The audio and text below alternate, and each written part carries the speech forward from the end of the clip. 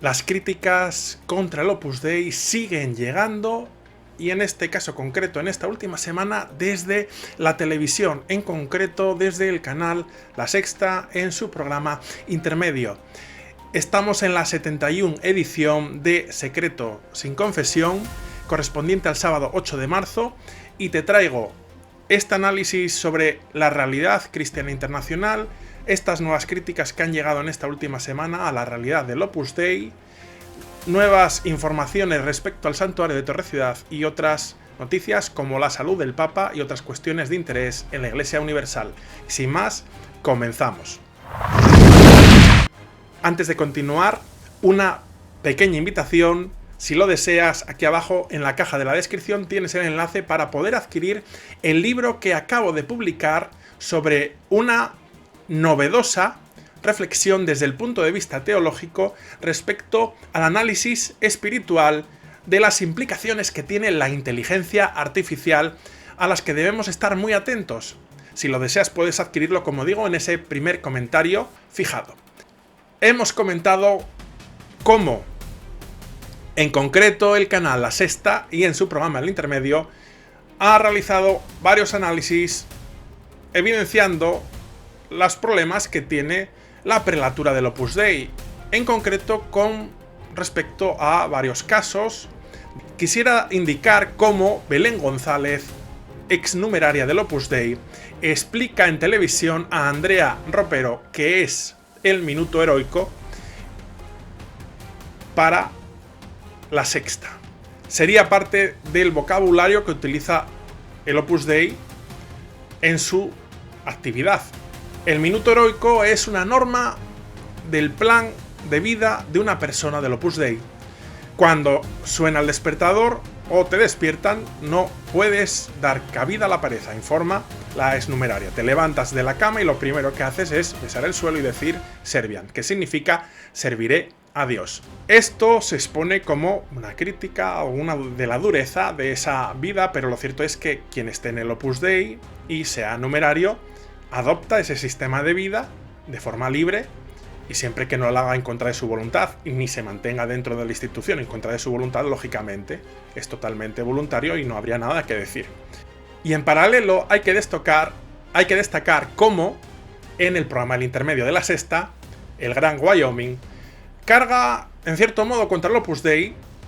al manifestar que durante años se ha negado a separar a un abusador de un colegio. Lógicamente las noticias se refieren ahora al caso de Gález Tuela, el profesor que ha estado sometido a un proceso y bueno, se lanza esta crítica. Es lícito que el periodista haga el análisis, lo que pasa que bueno, ciertamente se cargan en ocasiones las tintas desde este medio comunicativo de La Sexta, pero informar y dar esa información, pues bueno, siempre que sea un hecho constatable, pues no pasa nada. En este sentido, y esto ha venido a colación de que el Vaticano ha ordenado la expulsión, atención, de la prelatura del Opus Dei del ex profesor condenado por el caso Gaztelueta. El tribunal canónico encargado de investigar el caso, encabezado como juez por el obispo de Teruel y Albarracín, José Antonio Satué, ha ordenado expulsar del Opus Dei a José María Martínez, el ex profesor del Colegio de la Obra en Vizcaya, condenado en 2020 por el Supremo a 2 años por abusos cometidos entre 2008 y 2010 a uno de los alumnos que entonces tenía 12 años. Según el decreto firmado por Satué, los hechos revisten una especial gravedad y por eso se toman estas medidas y se comunicará a Opus Dei su expulsión. Por tanto, el minuto heroico por un lado, más estas noticias de casos de abusos que están siendo judicializados a nivel civil y espiritual, pues hacen que al producirse en paralelo, pues y se comunican en conjunto o contraponiendo uno con otros, pues lógicamente evidencian de que hay cosas que se deben mejorar. Pero, como ya he dicho otras veces, en toda la Iglesia y en toda la sociedad. Y referido al Opus Dei,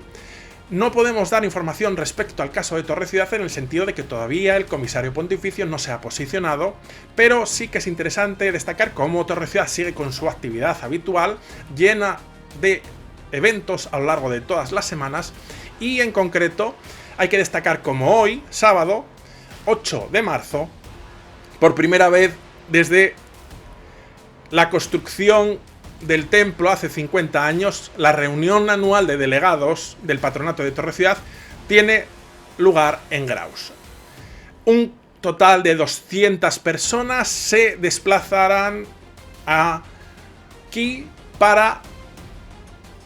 venidos de toda España, analizar la realidad del patronato y también, entre otras cosas, presentar el informe de la actividad del Patronato de Torre-Ciudad, que ya ha sido pues expuesta en diversos medios de comunicación y nosotros lo hemos puesto en episodios anteriores.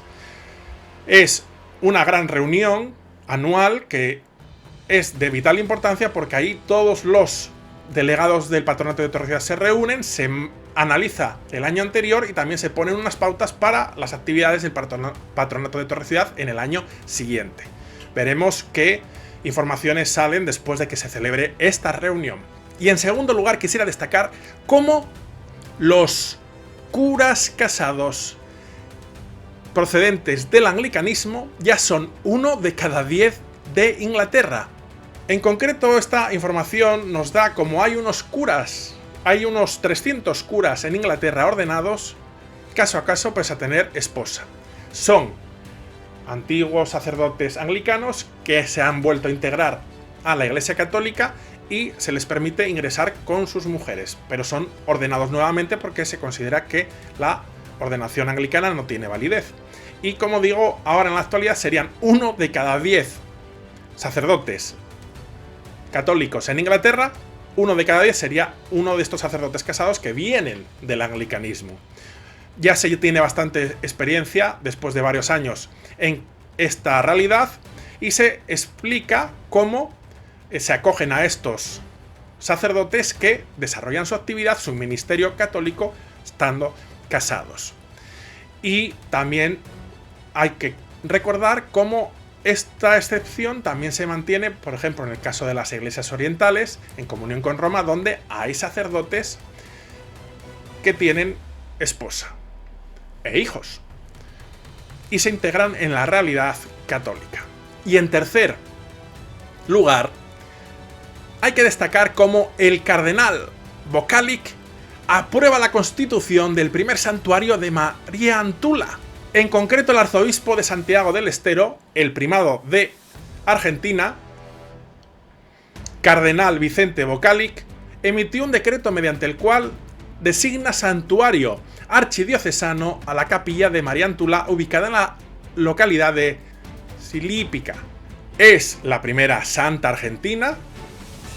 que ha sido canonizada y ahora va a tener su primer santuario en esta ubicación, y de ahí su importancia para la Iglesia Católica en Argentina y en toda América. Para finalizar, en cuarto y último lugar, decir que en esta última semana el Papa ha sufrido algún quebranto en su salud, de esa continuada mejoría dentro de la problemática de su cuadro médico. Tuvo mejorías, pero tuvo también recaídas. En estos 2 últimos días se mantiene en cierta estabilidad y hay que decir que del jueves al viernes se publicó un audio del Papa donde, con voz muy cansada y entrecortada, porque le cuesta respirar, pues ha mandado un agradecimiento a todos los que desde la Plaza de San Pedro rezan por él y los encomienda a la Virgen María. Parece indicar todo el cuadro médico que, dado que ya lleva 2 semanas ingresado, cabe prever que si consigue levantar la tendencia y mejorar, pues es posible y podemos tener en mente que quizás el Papa, una vez recuperado, pues tenga la salud bastante mermada y o bien tengamos que acostumbrarnos a un Papa Francisco pues bastante imposibilitado, quizás recordándonos un poco a los últimos momentos, últimos meses de Juan Pablo II, pues tendrá que recordarnos un poco a esto, o también cabe la posibilidad de que él, que ha convocado, aunque no todavía tiene fecha todavía, un consistorio, pues en ese consistorio decida echarse a un lado y dejar paso a una elección de nuevo Papa. Todo esto son hipótesis, pero conviene tenerlo presente. Me encantará, como siempre, saber vuestras opiniones respecto a estas noticias,